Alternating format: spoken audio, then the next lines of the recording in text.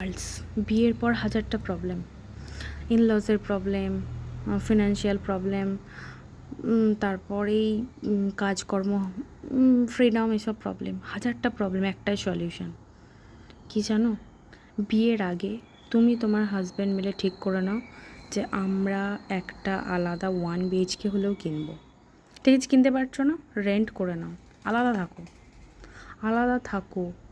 দিনের বেলা ঝগড়া করবে, রাত্রিবেলা মিটিয়ে নেবে, রাত্রিবেলা ঝগড়া করবে, দিনের বেলা মিটিয়ে নেবে।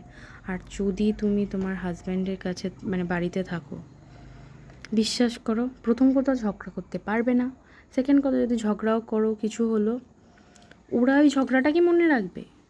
ভালো সময়গুলো ওরা তো দেখতে আসছে না, তুমি ওদের সামনে ভালো সময় কাটাতেও পারবে না।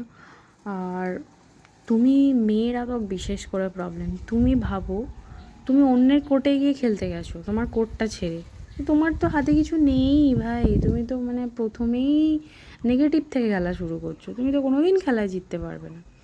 ছেলেকে বলো ভাই বিয়ে হয়ে গেছে, তুমি 10 টাকা দাও, আর মেয়েও 10 টাকা, যদি না পারো 8 টাকা দাও, দিয়ে দুজন মিলে একটা ছোটো 1 BHK কেনো, একটা রেন্ট করো, 2টো থালা কেনো, 3টে থালা কেনারও দরকার নেই, একটা হাঁড়ি কেনো, একটা কড়াই কেনো, 2টো গ্লাস কেনো, বাস একটা খাট কেনারও দরকার নেই, একটা ওই যে তোষক হয় সেই কেনো, মানে একদম মিনিমাল লাইফস্টাইল রাখো, কিন্তু ভাই নিজের একটা সংসার বানাও। বিশ্বাস করো, মানে বলে না, লোকের বুদ্ধিতে রাজা হওয়ার থেকে নিজের বুদ্ধিতে গাধা হওয়া অনেক ভালো। ওই যে আর তুমি তো মানে শিখে যাবে, জীবনে যে স্কিলগুলো দরকার না, একা থাকলে সব শিখে যাবে।